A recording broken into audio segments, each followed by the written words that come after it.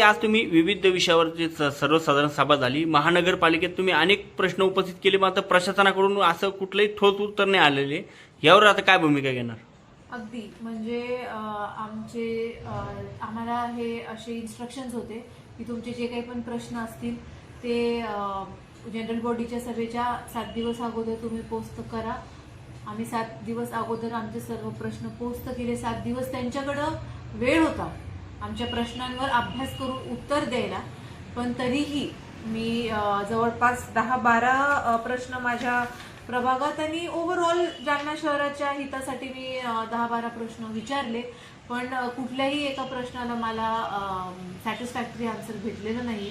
तर याच्यातून प्रशासनाची उदासीनता आपल्याला कळण्यात येते आहे.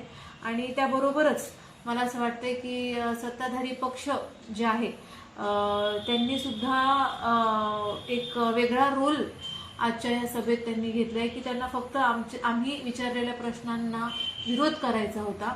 आमची फक्त एवढी मागणी होती की जितके प्रश्न मुद्दे मांडलेत तर त्याच्यावर टिप्पणी नाही.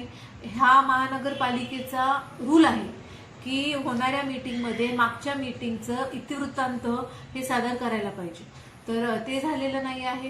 म्हणजे सेकंड लास्ट मीटिंगचं इतिवृत्तांत सादर केलेलं आहे, पण लास्ट मीटिंगचं इतिवृत्तांत त्यांनी केलेलं नाही.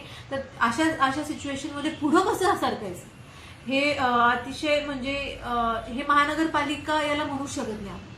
हे महानगरपालिकेच्या जवळपास सुद्धा नाही आहेत आजच्या स्थितीला. अशी ही स्थिती आहे आपल्या महानगरपालिकेची. आता काय भूमिका राहणार आहे महापालिकेत? आता एक तुम्हाला उत्तर द्या. जशी आजपर्यंत आहे, आम्ही विरोधी पक्षात आहे. आम्ही आमच्या शेवटच्या क्षणापर्यंत आम्ही लोकांच्या प्रश्नांसाठी आम्ही लढत राहू आणि प्रश्न आमचे मांडत राहू. त्यांची एवढी उदासीनता बघत आणि एवढा इग्नोरन्स ज्याला आपण म्हणतो ते बघत नक्कीच आम्हाला अग्रेसिव्ह भूमिकाच प्रत्येक वेळेस घ्यायला लागते.